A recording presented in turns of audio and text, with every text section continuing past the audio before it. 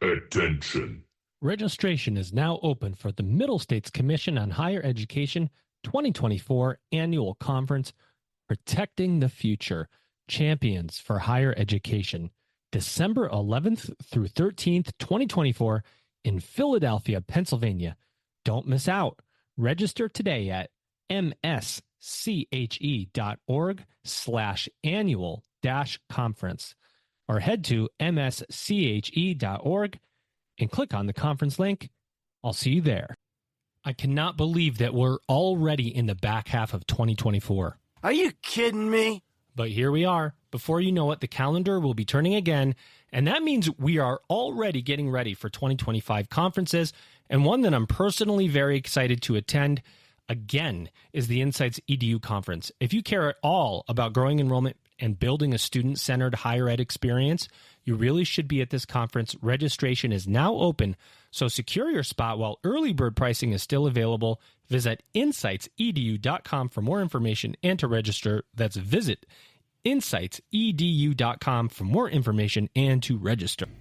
Hey everybody, this is Elvin Freitas, co-founder of the EdUp Experience, and today we are extremely excited to announce our paid subscription service. By subscribing today, you will get exclusive early access to ad-free episodes, extended episodes, bonus episodes, original content. That's right, original content, and invites to special events, all while helping to sustain EdUp.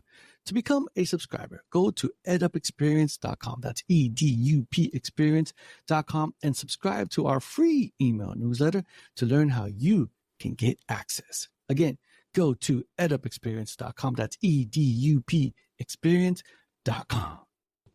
Welcome back, everybody. It's your time to Ed Up on the EdUp Experience podcast, where we make education your business. This is Dr. Joe Salustio back with you on another episode here of Ed Up, and I want to remind the audience, this is obviously going to, when you listen to this, it'll be 3 weeks ago, right? But we just recently started Ed Up Editorials.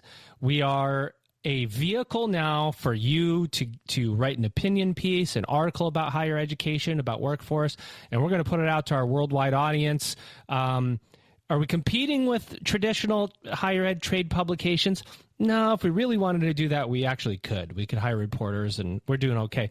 What we want to do is give our friends and podcast guests and those in our EdUppers, if you will, an opportunity to state what you want to say without having to go peddle around an article to try to get it published. Like we're gonna put it out there to an audience, and I think that's what higher ed needs. We need to tell more stories, more diverse stories, and we need more ways to tell them. So that's that. Also, I'm very excited because we received our registered mark from the U.S. Postal and Trademark Office, whatever the heck it's called. And so we're like legit now, like a legit official business. Not that we weren't before, but you know what? That R says a lot. And we're really proud of it. And we thank all of you for your support over the last 5 years. If you could believe it, we're going to be passing our 5-year anniversary in January.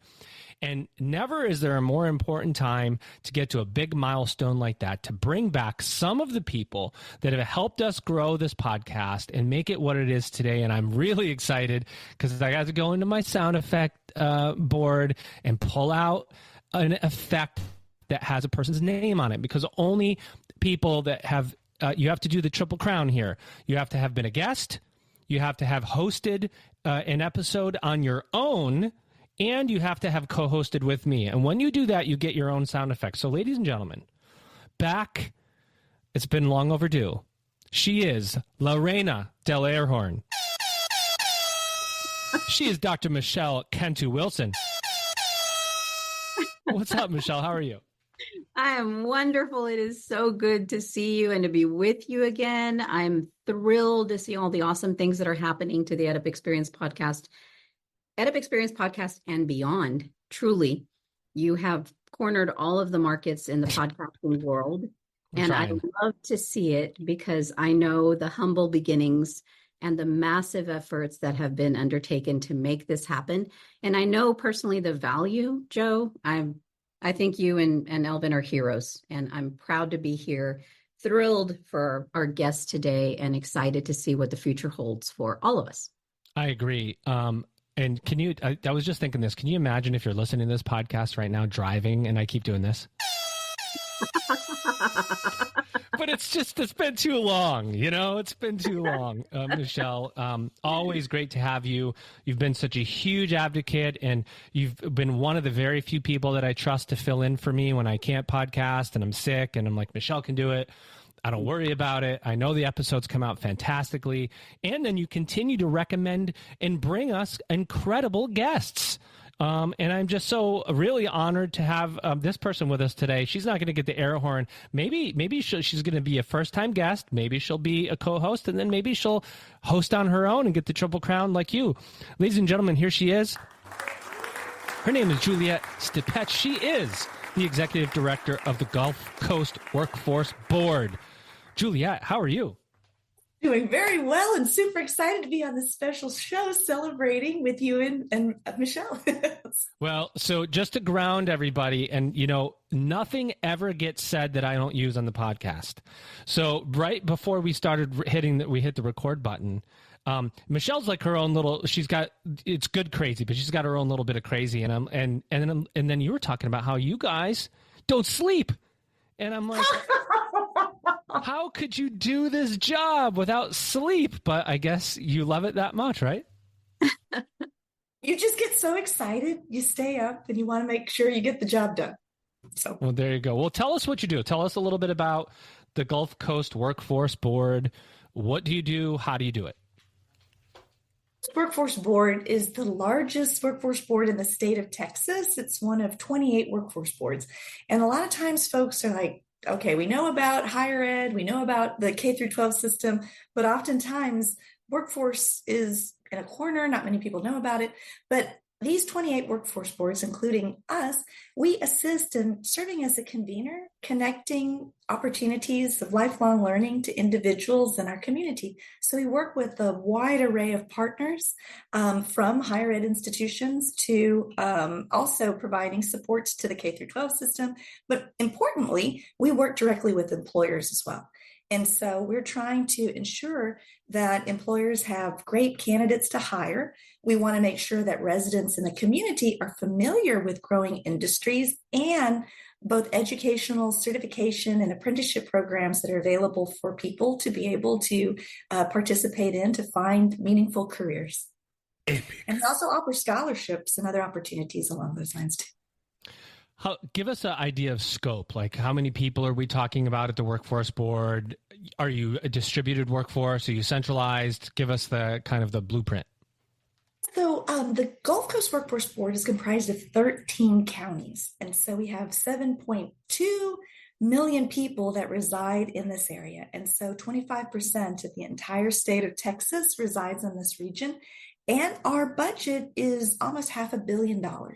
And so we are charged with a responsibility to work with various service providers in the community to offer services, supports, and resources to individuals. The largest part of our budget is $300 million in early childcare scholarships. So we actually start offering education to our youngest of residents. And then we have other funding opportunities that help with internships, work-based learning opportunities for young people between the ages of 16 to 24. And then we have a whole slew of other types of opportunities, from scholarships for persons 18 and up. And it really allows for an individual to look to opportunities to upskill, to find a new career, and just to do career exploration if they're interested. I like that. I've got one more question for you, and then I'm going to hand over to Michelle, because I think she's going to be a way better interviewer than me, because you guys know each other so well. But you have a law background. You've got your JD, right? Yes, I do. How helpful is that Juris Doctorate as you're dealing with policy, politics? But, it's got to come in handy as you're navigating maybe some bureaucracies that exist, possibly? Yes, I tell folks that a JD is probably I know it's challenging to go through law school and get in and finish it past the bar, but by comparison to other areas of study, it's 3 years. And the vast majority of your real experience and training comes through working on the job. I tell folks it's very comparable almost to an apprenticeship type program where you get, you're learning how to read cases, evaluate the law, but law school is also about making those social connections and networks. And then afterwards, you really learn when you're practicing. And so it's a valuable area of study because it's so flexible. And, you can go, a lot of people go to law school and then they decide not necessarily to go into practice, or like me, I practiced for many years and then decided to go into government and government service. And so it's a very, very flexible educational opportunity. Do you always talk with such a big smile on your face? Yes, I do. Surprise. She speaks with a smile, and I love it. I'm just like, wow, I'm getting happier by the moment listening to her. All right, let me hand it over. It's called the Juliet effect. I'm so lucky to have her in my life as a role model, because she has been the first in so many different ways. Last night we were at an event and she's telling, parts of her story and her background. And I'm amazed by the trajectory of your career, Juliette. And Joe, I don't think I shared this. Juliette's actually also been an elected official.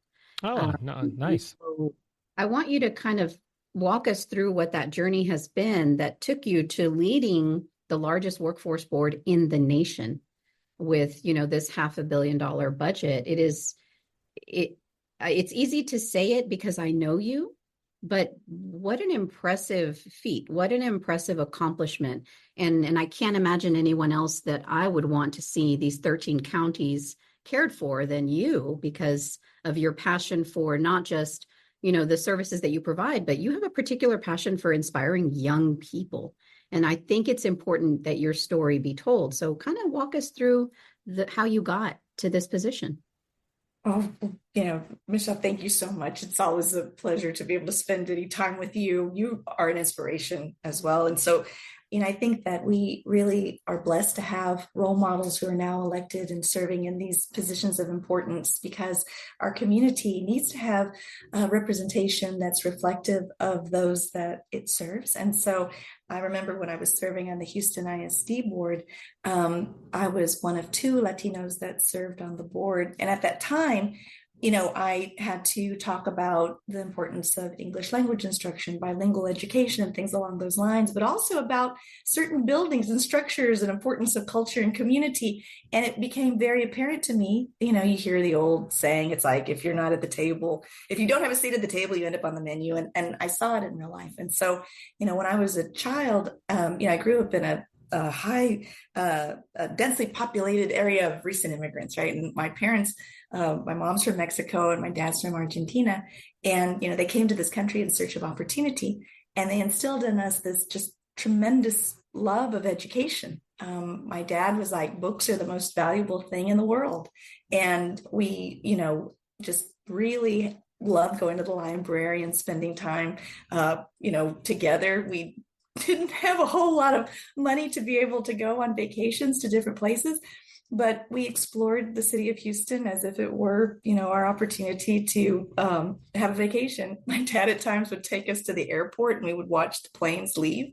And, he'd always talk about, where are they going? And we'd look at the different flight numbers and see all the different, countries and places and spaces and stuff like that. And so I think I was very blessed to be raised by immigrant parents who just had challenges, but, they wanted to make a better life for their children. And so they also told my sister and I to make sure that as we benefit from the United States and the opportunities that this country offers, that we also make sure that we leave the world a better place too. And so I was extraordinarily blessed to have parents that were very civic minded and engaged and so loving and attentive. I tell folks that we didn't have everything, but we always had more than we ever thought was available. And that was because we had parents that deeply loved and cared for us. And, when I decided what I wanted to study, it kind of fell in my lap. There was a little boy who was in trouble, and he was always getting in trouble. And I remember he looked at me, and I looked at the teacher, and I said, "No, Peyton, this time he didn't do anything wrong." And she was like, "Well, who do you think you are? Do you think you're an attorney?" And I was like, "What's an attorney?" And she tried to explain to me what an attorney was. And I was like, "I'd like to do that when I grow up." And so wait for it. It's not what you know, it's what you can prove. Okay, good. Different types of experiences in life with, it's just kind of like the opportunity to serve as an advocate, the opportunity to be able to voice an opinion to make a difference in the lives of others. And so, I also remember my mom and dad got from a neighbor an old manual typewriter. And I started using that because my dad, sometimes he would come home from work and he'd have trouble, and, there would be issues, and he couldn't quite explain himself as well as he'd like to because English was a second language. So I would type up his responses for him. And I started doing that when I was like in 7th or 8th grade. And he would take it to work, and he would come back and he said, "Hey, they let me off." And they wondered if I consulted with an attorney. Surprise. And so that also was another thing. An example to me as a young person, because I said, "Oh my gosh, if I can learn and I can help others."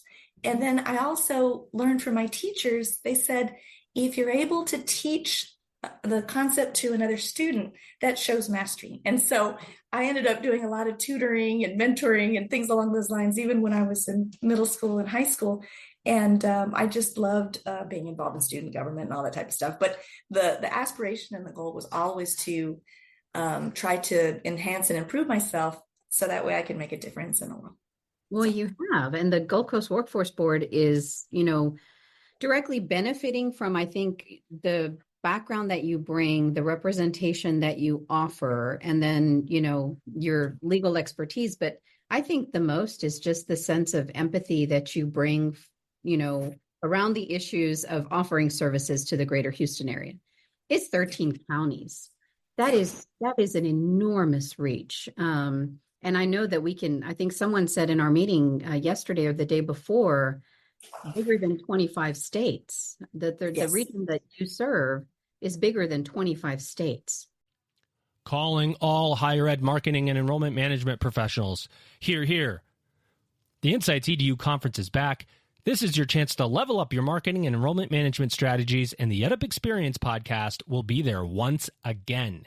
Join us at the Ritz-Carlton, New Orleans, February 12th through 14th for an unforgettable conference. Registration is now open with early bird pricing. Outstanding. Attention. Registration is now open for the Middle States Commission on Higher Education 2024 Annual Conference, Protecting the Future, Champions for Higher Education, December 11th through 13, 2024 in Philadelphia, Pennsylvania. Don't miss out. Register today at msche.org/annual-conference. We'll see you there. Hey, everybody. This is Elvin Freitas, co-founder of the EdUp Experience. Are you enjoying the conversation so far? Good. I hope so. Did you know that you can actually hear this conversation early before anybody else and ad free, so you don't have to hear my voice during these ads? And did you also know that you could get extended episodes, bonus episodes, original content? That's right, original content and invites to special events, all while helping to sustain EdUp? Well, if you didn't know, now you know. So go to edupexperience.com, that's EDUP experience.com, and become a subscriber today. First, you got to sign up to our free email newsletter, and then you'll find out how to become a subscriber. Again, go to edupexperience.com. But the interesting thing is, I listened to a speech, and they said, right now, Texas is the 8th largest economy in the world. It is soon to be the 7th largest economy in the world, which presently is France. So our region is about 25% of the state's population, but it's also about probably more than 25% of the income and the revenues and the taxes that go to the state come from this region. Mm-hmm. So this area is a unique blend of urban and rural. It has some of the most amazing academic institutions in the world. And it also has some of the most dynamic economies that fuel innovation, both statewide, nationally, and internationally. The Johnson Space Center, Port of Houston, we have also, petrochemical, but transition in terms of low carbon, hydrogen, all these other types of upcoming transitional energy opportunities. But we also have the largest medical center in the world. And so I tell folks, we have such a dynamic economy, but we also have a great disparity in terms of wealth and educational opportunity. And so this area serves as the ground zero or the epicenter of the future of not only the state of Texas, but also the country. And so the efforts that we have and, the wisdom that's shared by all of our board members and our partners is to try to figure out, how do we allow this city, this region, this economy of this vast area to be able to demonstrate what we can do to enhance educational excellence and equity for everyone. So I've seen you in action with your board, and I think one of the things that I challenge, on a representation, platform, at least, I challenge other Latinas to do is to get involved and to understand what it means to serve on a board. My opportunity came through Latinos for Education, who did a board fellowship, and I think there are others, but that's certainly a great example. You're now in that space. You are leading this enormous board. Tell us about who makes up the board. How many members? What does it look like? And what is the stream of work for you and the board? Yeah, so the Gulf Coast Workforce Board, right now it's comprised of 48 individuals, so it's a big board. We have representation. The largest portion comes from the places with the highest population density. So, of course, Harris County and the city of Houston appoint the majority of the members, but then we have members from all of these other counties. Those serve as the leaders in helping us develop our strategic plan, in helping us design and understand, policy, in assisting with framing the budget each year and evaluating the expenditures of our dollars and providing oversight to how the funds are being spent. And as the executive director, I serve in serving sort of like a conductor and trying to help all these pieces come together and, making things flow and sound the way they should. I tell folks, it's like trying to be an orchestra conductor. The board gives us our sheet of music, and I must learn how to get everyone to play it. So that way people will come back for more. Tell like it is. That's amazing. Got anything, Joe?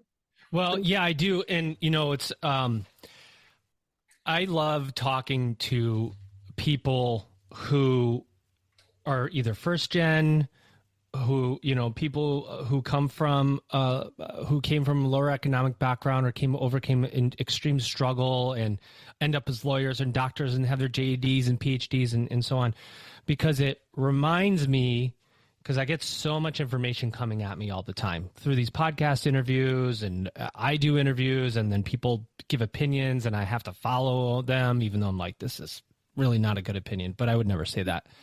That the value of higher education is somehow diminishing itself. And you just go, man, if this message, I go, somebody says that to me, like the value of higher ed is in decline. And I go, I'm not going to turn around and tell my daughter not to go to college. That's not going to happen. Not in a million years. But is there somebody who's an immigrant family, first gen, who goes, wow, you know what? I've never heard that before. Maybe I won't go to college because this messaging sounds, I haven't heard anything like this before. So it's disproportionately hurting certain populations because maybe they haven't been exposed to other ways of thinking. They don't have legacy in their life of education to go, oh, no, this has value. Maybe not as much in the first job, which is what everybody wants to measure, the jobs you get when you come out of college or you make $28,000 at a blood bank, like I did, trying to recruit people to give blood, which was a really hard job. But the 10th job where you're creating generational wealth, right? can you help me with this? What's being said out there in communities across the board? It's interesting because I'm sure in all of your interviews, the vast importance of education after, well, first of all, just getting your high school diploma. And then, there are jobs. The Georgetown study that just came out said, there's the number of jobs requiring some level of post-secondary education is on the rise. It's going to stay on the rise. It's not turning around. It's just that's something it's set in stone, because the days of doing like rote manufacturing, typical activities that do not require higher levels of education are few and far between. They are going to be replaced by automation, AI, robotics. It's just, that's the way things are going to happen. Houston, for instance, had its entire, this economy that caused this entire space and place to grow was based on petrochem. And, but it was also based on manufacturing and different types of opportunity, good blue collar jobs where, you could get a high school diploma and learn on the job and continue to have stability and grow your family and economic mobility. Those jobs are few and far between. And as technology advances, they're going to go extinct. And so the message, when I was on the HISD school board, there was a huge push to say everybody must go to college and CTE courses are outdated.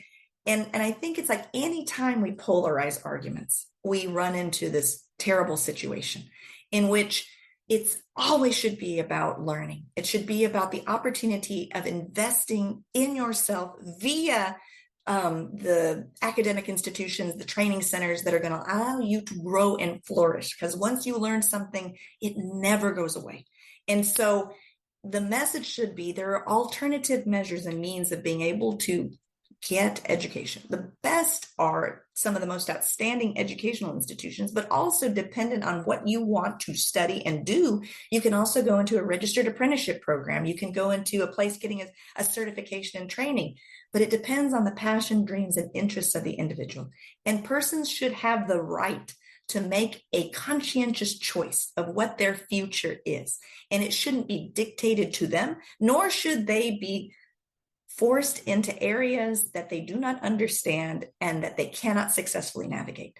So we must serve as guides and mavens, since we have been through the experience, to ensure that others don't fall into the same traps and problems and challenges that we experienced, and give them our reflection and support to be able to navigate a system, to understand the careers and the opportunities, and to be able to really invest and support a future that gives them an opportunity to study, earn, learn in what they're passionate about.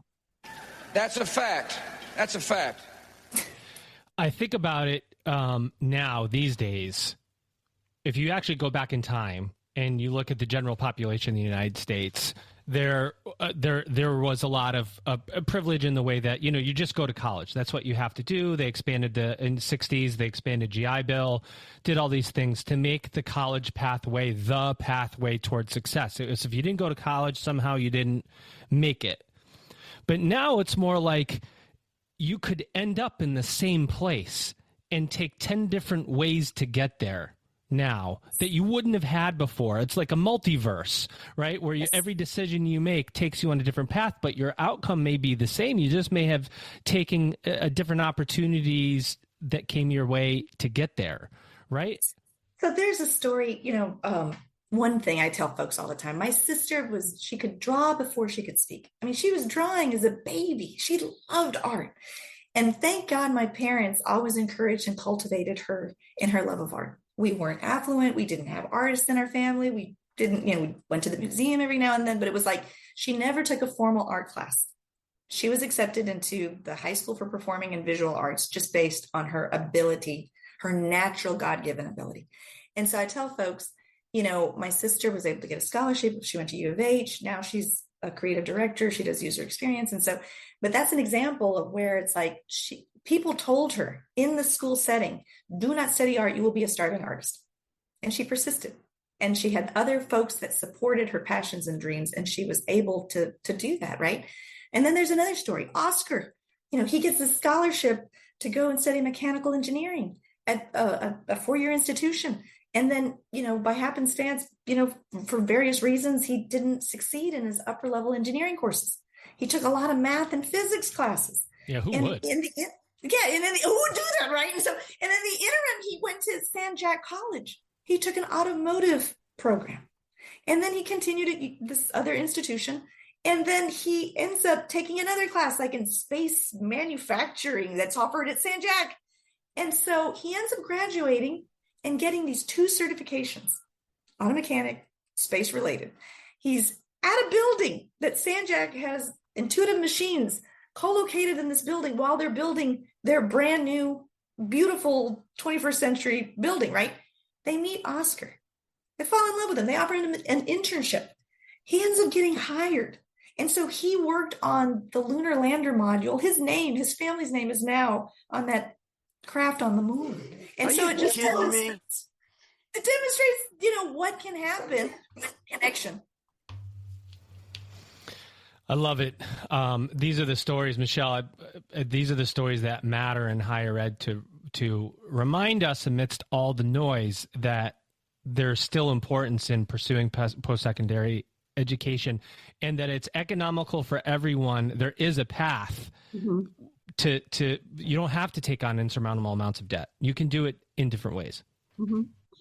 I'm thinking about when I was at Jobs for the Future in Boston with the NAGB, the National Assessment Governing Board, at a quarterly board meeting. And Jobs for the Future is really trying to illustrate and make very tangible the many different on and off ramps that people can take into industry, into post-secondary education, from one industry to another, from a university to a community college. And Oscar's story illustrates that. At San Jacinto College, we are honored that we're part of his story and part of that journey. But, Juliette, the reason I think that you are one of the most outstanding leaders that I've seen and the ideal person to be running the largest workforce board is because you're truly a convener. You truly believe in bringing people into the conversation. And one of the populations that we miss a lot of times is that older population of people who have been in careers and who, for whatever reason, find themselves without a job. I think about my own father, who was in the petrochemical industry. He was a DCS board operator, and who, some people do. He was a Vietnam vet. He came back with PTSD. He had a lot of different issues. Still had a successful career, but I can't say that my dad ever was satisfied in his choices. And so I love what you're saying about allowing that person's spark to be the North Star, and for other people to support the journey to whatever the outcome might be. I think it's our responsibility, yours as a Gulf Coast Workforce Board, in working with employers to provide those opportunities. Me as a community college trustee, making sure that our college offers certificates that are those on and off ramps. But I think the bigger thing, and then of course, Joe, in spreading these messages and having people come to the table, I think the biggest thing is kind of wrapping our collective arms around who we're trying to serve and what the future is supposed to look like. And I think that's what you capture so beautifully. Now, where I work, we talk about, your board being the conveners. So when we're thinking about the lost populations, right, the people who are in midlife, who have lost their jobs, what do you see the opportunities are for them with regard to like Workforce Solutions and the career offices that you oversee? So, we want to serve as the opportunity to reconnect. We know that sometimes people leave the academic setting for all sorts of challenges, family issues, divorce, death, all different sorts of challenges. Life gets in the way. And so, but because of that, we serve as an opportunity to reconnect and reengage. And that is what I tell folks is so beautiful about the opportunity when I served on the HISD school board, I remember I was like, well, we got all this money and why isn't that the scores are improving and what? And I remember reading this article, and I think that one of the names of the scholars was Raj Jetty, and I had an opportunity to see him at a JFF event recently, and he talks about social capital and the importance of that. And I was like, what the heck is social capital? And, it's the ability for you to meet people that can help you grow and learn beyond your current perspective and your network, right? And so that's what Workforce Solutions, our main purpose, is to bring people back into a network of support and resources to re-engage and reconnect. And so most people get their jobs from people they know. They get it from a family friend, a relative that tells them that there's a job opportunity. Not everybody has that same type of social networking connection. And so, someone told me, they were like, the success of Texas's economy, this is Aaron Demerson, who's over the Texas Economic Development Council. He said, Texas's economy is founded on a great collaboration between economic development, education, and workforce. He's like, it's a three-legged stool. And I sat there, I said, well, I know education, economic development, we can hear it from a perspective of investments and development and growth, but what is workforce?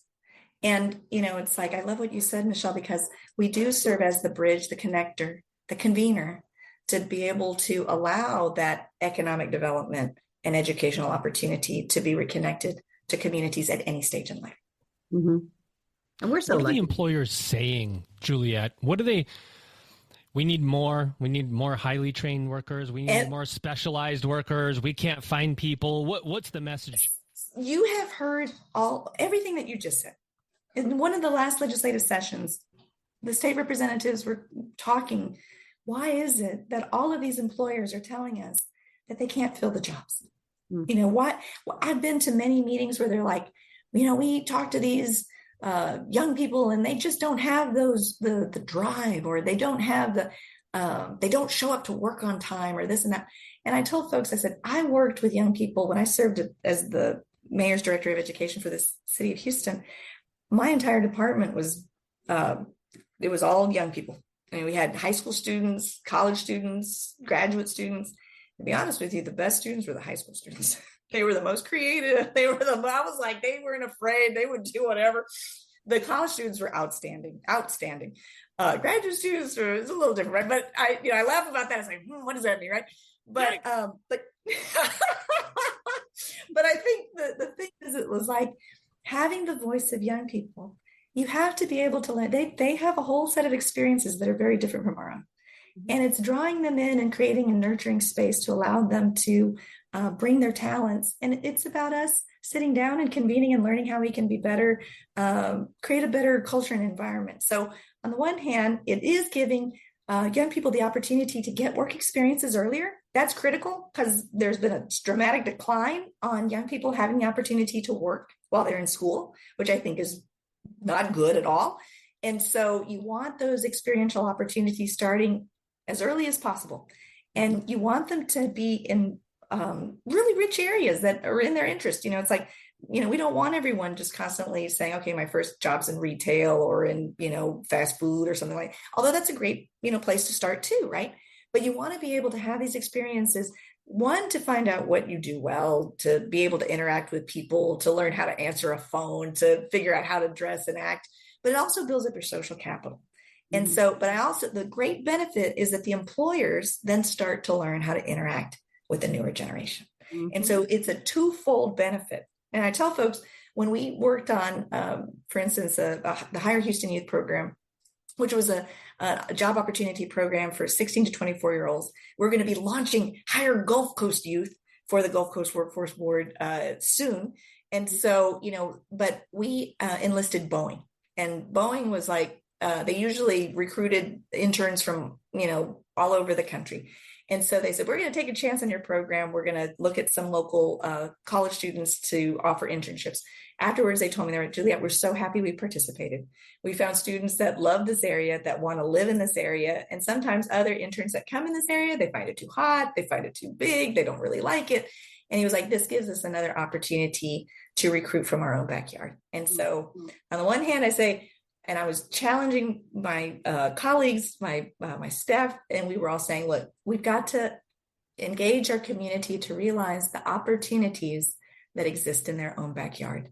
And we also have to be able to get the employers to understand the vast, tremendous, wonderful people that reside in this area that can also serve as fantastic employees and partners in helping us make sure that this economy is resilient and supportive and going to be inclusive of those that live here too.